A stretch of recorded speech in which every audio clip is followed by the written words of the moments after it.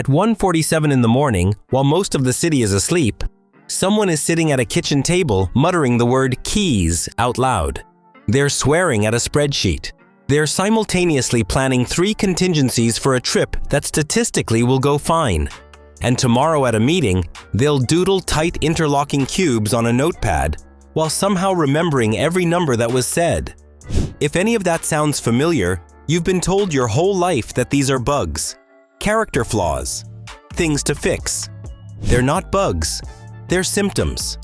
In the next 11 minutes, I'm going to walk you through 10 unusual habits that peer-reviewed research has linked to high cognitive ability. I'm also going to tell you which famous signs of intelligence floating around the internet have completely failed replication and should be thrown out. By the end, you'll understand why your brain does the weird things it does, and what those things actually reveal about how it's wired. Before we start, one piece of framing that most content on this topic gets wrong. When researchers talk about intelligence, they don't mean one thing. They mean several different cognitive constructs. Crystallized intelligence is the accumulated reservoir of knowledge and vocabulary you've built over a lifetime. Fluid intelligence is the raw ability to reason through problems you've never seen before. Working memory capacity is how much information you can hold and manipulate at once. And there's a trait called openness to experience that governs your intrinsic hunger for novel mental territory. The weird habits we're about to discuss don't correlate with crystallized intelligence. They don't make you better at trivia. They correlate with fluid intelligence, working memory, and openness. They're the exhaust fumes of a brain with excess processing capacity. Which means the habit is not the cause. The habit is the symptom. Adopting a habit doesn't make your brain faster. The habit shows up because the brain was already operating differently in the first place. Keep that caveat in mind. It's the single most important thing to understand before we go in. Habit 1. Talking to yourself out loud while you work. If you mutter the word keys while scanning a cluttered counter, or narrate your plan of attack for a spreadsheet at full volume while your spouse stares at you, you're doing something researchers Gary Lupien and Daniel Swingley documented in a 2012 study in the Quarterly Journal of Experimental Psychology. Self-directed speech measurably improves task performance. Here's why. When you say the label of something out loud, your brain uses the auditory feedback to tune your visual system. The word acts as a spotlight. It amplifies the features of the thing you're searching for and suppresses everything else. People who do this automatically tend to have higher working memory capacity because their brain is running a faster, more integrated loop between language, perception, and attention. The cultural script says talking to yourself is weird. The research says it's a high bandwidth shortcut. Habit 2.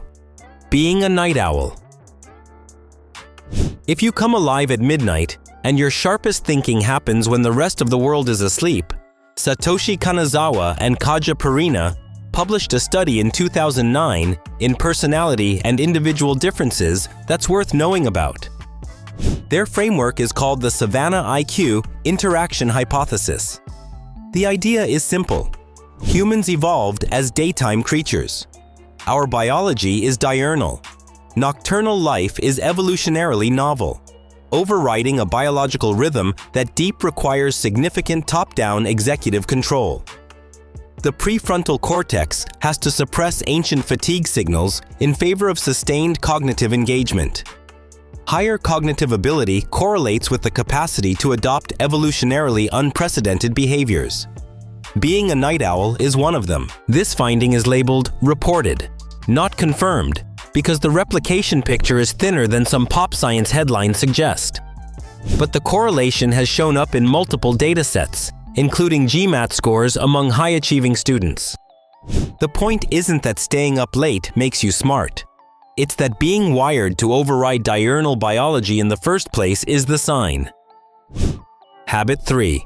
Mind wandering. If you zone out in meetings and design entire organizational systems in your head while nodding at the right moments, that's trait mind wandering. And it correlates with fluid intelligence. Godwin and colleagues confirmed this in a 2017 study in Neuropsychologia. The mechanism is the default mode network. The DMN is a web of brain regions that activates when you're not focused on the outside world. In highly capable individuals, the DMN runs efficiently and stays well connected with the attention networks. Everyday tasks consume only a fraction of their cognitive capacity. The surplus automatically routes into internal, self-referential thought.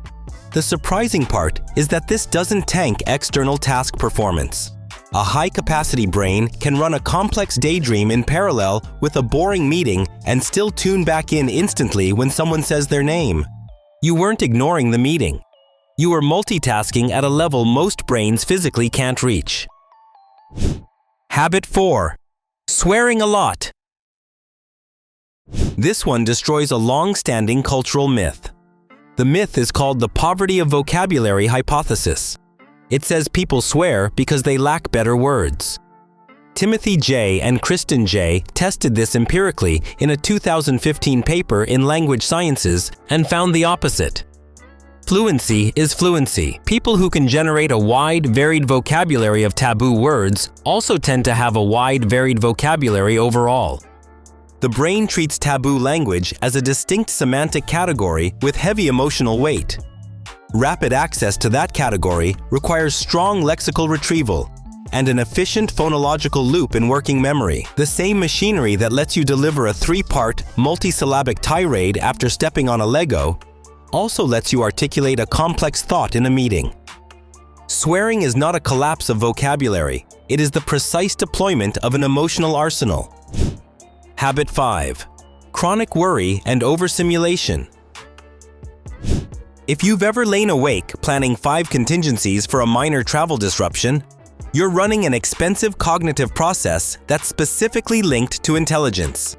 Jeremy Copeland and colleagues published a study in Frontiers in Evolutionary Neuroscience in 2012 that found an association between generalized anxiety and higher IQ, mediated by subcortical white matter metabolism. Specifically, lower choline metabolites in white matter predicted both higher intelligence and higher worry in people with GAD. The mechanism is abstraction. Building elaborate threat models requires the same processing power that solves abstract problems. The same brain that can simulate 5 moves ahead in a strategic scenario can also simulate 5 ways the flight gets cancelled. The capacity is the same. It just points in different directions depending on the moment. This is labeled reported. The effect is real, but the sample sizes are modest and the mechanism remains debated. Habit 6. Preferring to be alone. If a night home with a book feels better than a crowded mixer, and you consistently feel energized rather than lonely. When you skip social events, you may be expressing something Norman Lee and Satoshi Kanazawa documented in a 2016 paper in the British Journal of Psychology. Their framework is the Savannah theory of happiness. Most human brains rely on frequent socialization for baseline well-being. We evolved in small groups where constant peer contact meant survival. But brains with higher fluid intelligence adapt more easily to the evolutionarily novel conditions of modern, dense, networked life. They don't need the ancient safety net of constant company. For them, heavy socializing isn't a relief. It's a cognitive drain. The processing power is already engaged in internal simulations. Social dynamics add load rather than subtract it. We mistake the quietness of isolation for loneliness, when for some people, it is simply efficiency. Habit 7. Dark humor. If you find morbid, cynical, absurdist jokes genuinely funny while your peers find them offensive or confusing, you are doing something cognitively demanding. Willinger and colleagues confirmed this in a 2017 study in cognitive processing. Dark humor comprehension requires the brain to do 2 things at once. It has to suppress the immediate emotional response of disgust or sorrow, and it has to execute conceptual blending, holding the tragic premise and the punchline's logic at the same time until the incongruity resolves. That rapid toggling between emotional suppression and complex semantic processing is demanding. The study found that the people who appreciate dark humor the most tend to score higher on fluid intelligence and also show lower levels of baseline aggression and mood disturbance. The aggression piece matters. A high-capacity brain with high aggression can't enjoy dark humor because the anger response overrides the comedic interpretation. To laugh at the abyss, you need a brain agile enough to outrun its own empathy and calm enough not to get angry at the attempt. Habit 8. Doodling. If you shade geometric patterns on a notepad during meetings and somehow retain the conversation perfectly, you're doing something Jackie Andrade published in Applied Cognitive Psychology in 2010. Doodling improves memory retention during low-stimulation tasks. The mechanism is beautiful. When a task is monotonous, your brain starts to underuse its executive function. The default mode network tries to take over and launch a full daydream, which would consume too much working memory and destroy external attention. Doodling occupies just enough of the visual and motor cortex to keep the executive network engaged. It's a low-level cognitive load that blocks the more disruptive daydream from starting. Doodling is not the mind abandoning its post. It is the guard keeping itself awake. Habit 9. Sensory sensitivity.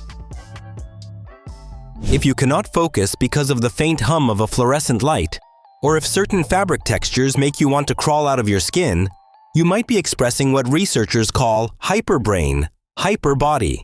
Karpinski and colleagues published a study in 2018 in the journal Intelligence that surveyed people in the 98th percentile of IQ. They found substantially elevated rates of anxiety, mood disorders, ADHD, autoimmune conditions, and sensory processing sensitivity. Their proposed mechanism is that the same neurological architecture driving fast, high-bandwidth cognitive processing also drives amplified central nervous system reactivity. The brain processes minor environmental inputs with the same intensity it applies to complex problems. The thalamic gating systems that normally filter out background noise are less effective. You don't just hear the clock ticking, you process it. This one is labeled estimated. The sample was self-selected from a high IQ society, which introduces real methodological limits. But the pattern is consistent enough across related research that it's worth including. The cost of a highly wired mind is a highly reactive body. Habit 10. Questioning your own certainty. If you pause a debate to actively search for data that proves the other person right, and change your position when you find it, you're doing something Mark Leary and colleagues confirmed in a 2017 study in the Personality and Social Psychology Bulletin. Intellectual humility correlates with higher cognitive ability. This one requires advanced metacognition. The brain has to step outside its own processing loop and evaluate its own logic as if it were somebody else's data. It requires the anterior cingulate cortex to detect errors and the prefrontal cortex to update beliefs in real time. Cognitive flexibility has to override the much easier path of confirmation bias. Most brains prefer closure. The high-capacity brain prefers accuracy, even when accuracy is uncomfortable. The smartest person in the room is rarely the one with all the answers. It's the one actively searching for flaws in their own logic. Now, here's the part most videos on this topic skip. Some of the most famous signs of intelligence circulating on the internet have completely failed replication. The research I just walked you through held up. The research I'm about to mention did not.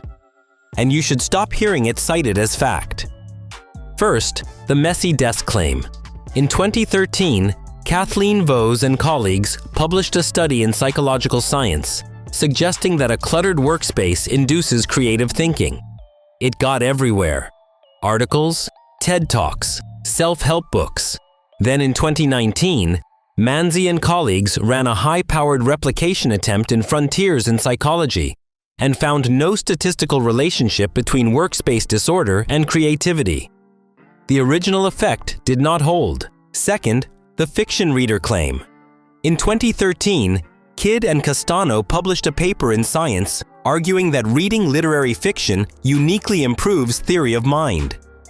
This also got cited everywhere.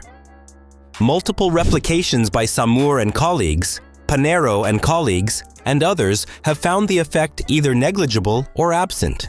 Neither of those are on our list. If you've been carrying around "I have a messy desk, so I must be creative" as a personal identity claim, the research no longer supports it. A few more honest caveats, because this is where pop psychology content usually cuts corners. Correlation is not causation. Staying up until 3 a.m. does not make you smarter. If your brain isn't already wired for nocturnal override, you're just sleep-deprived. Self-selection contaminates this research. High-capacity individuals often cluster in high-stress environments, which means the observed anxiety and isolation could be driven by the environment rather than the brain. Socioeconomic status confounds almost everything. People in higher SES backgrounds have more room for mind-wandering and more social safety to isolate without consequence. Some of what reads as high-intelligence behavior may be measuring privilege. And intelligence research itself is politically and methodologically messy. Take every bold headline with caution. The effects are real. They are also usually modest, conditional, and easier to overstate than to apply. Here's the reframe I want to leave you with. The cultural story about intelligence is that smart people are clean, social, well-adjusted, confident, and emotionally moderate. They sleep normally. They stay on topic. They don't swear. They have clean desks. The research tells a different story. The brain that processes information at high capacity tends to mutter to itself, stay up too late, drift off mid-meeting, curse creatively, worry too much, hate crowds, find morbid jokes funny, fill notepads with shapes, flinch at fluorescent lights, and constantly question its own conclusions. If you recognized yourself in several of these, the point is not that you're definitely a genius. The point is that your brain is probably doing work you've been taught to apologize for. The mind that wanders far is the one that has outpaced its surroundings. The brain that simulates 1,000 disasters is not broken.